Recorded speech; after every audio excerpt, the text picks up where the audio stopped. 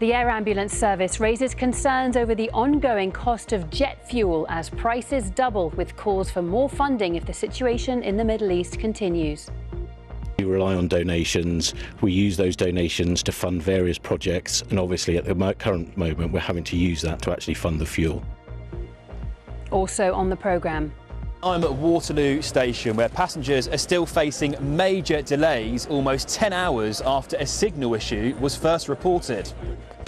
Plus, we hear from a woman who was covertly filmed by a stranger with smart glasses, only to later discover the material had been posted on social media.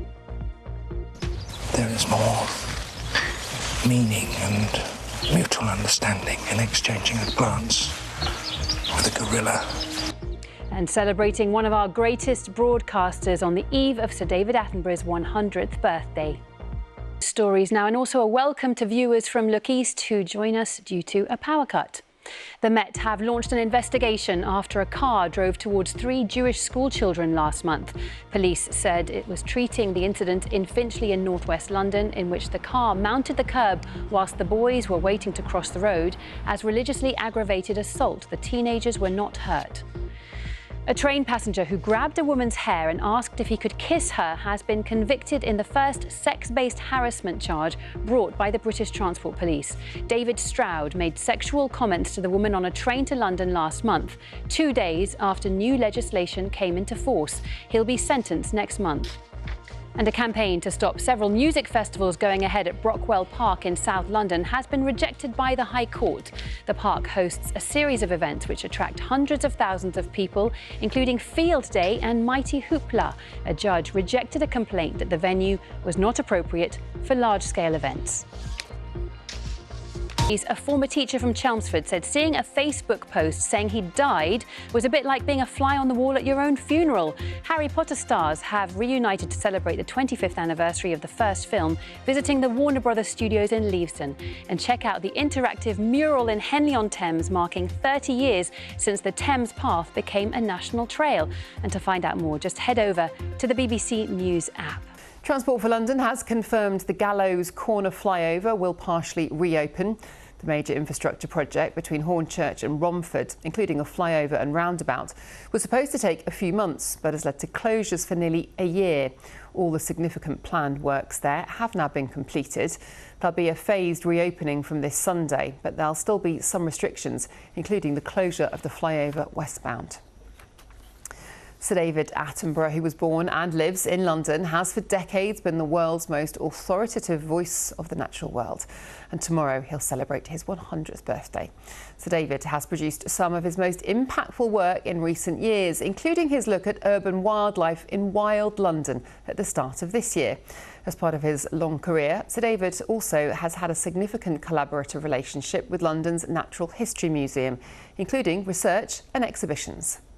There are decades and decades and decades of making the invisible visible, of telling those extraordinary stories that we never thought we would see, of actually bringing into people's homes or onto their devices now that image into the world to understand how beautiful it is, how magical it is, how fragile it is, and how much it's important to us and a part of us.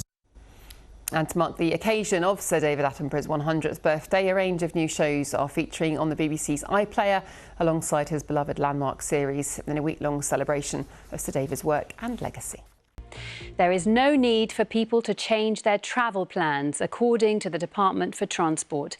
It comes after worries about the dwindling supply of jet fuel globally and its impact on international flights, some of which have had to be cancelled. But Airlines UK, which represents the sector, says there is currently no shortage in the UK and that contingency plans are in place. Nevertheless, London's air ambulance service, which has seen fuel prices more than double, says it's worried about the impact of the conflict in the Middle East, and if no resolution is found, they will need to find new funding. Lakshmi Gopal has the story. Saving lives and serving the capital around the clock every day of the year. But, like others, London's air ambulance is being hit by skyrocketing fuel prices. A significant cost for us is the fuel that goes into the helicopter. So for our operation to take place, we're using a large amount of fuel, and actually any time we see an increase in that cost, we feel the pinch. Each hour of flight uses 250 litres of fuel. As a charity, we rely on donations. We use those donations to fund various projects, and obviously at the current moment we're having to use that to actually fund the fuel. Is there a concern that at some point, if this continues, it may affect what service you're able to provide? Hopefully not. I think we don't see any of that trending at this stage, and hopefully it won't get to that point. The London Air Ambulance averages 6 missions a day. They also have a fleet of cars, so the fuel use for that needs to be taken into account too. The helicopter stays at RAF Northolt overnight, so they also have to factor in the costs of commuting here every day, and it all adds up. The charity's seen a 116% increase in average fuel prices, from 89 pence a litre in February to £1.93 in April. And it's not just London. The service covering Kent, Surrey and Sussex says it may be forced to dip into financial reserves to find the extra funds.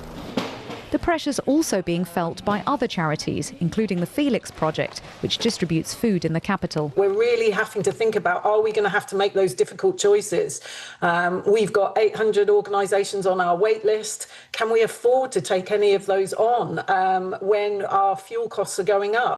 The rising prices due to the US-Israel war with Iran has also raised uncertainty over holidays. People shouldn't be worrying about the possibility of flight cancellations. We know flights are going ahead now. People are having a fantastic time on their holidays, and that's going to continue happening over the coming weeks and months. But what if, against all odds, your flight does get affected? It's absolutely the airline's problem and not yours. They have to make sure that there is a flight for you on any airline that serves that route on the original day that you were supposed to travel. When it comes to life-saving flights, London's Air Ambulance hopes that more public donations can keep them going through turbulent times. Lakshmi Gopal, BBC London.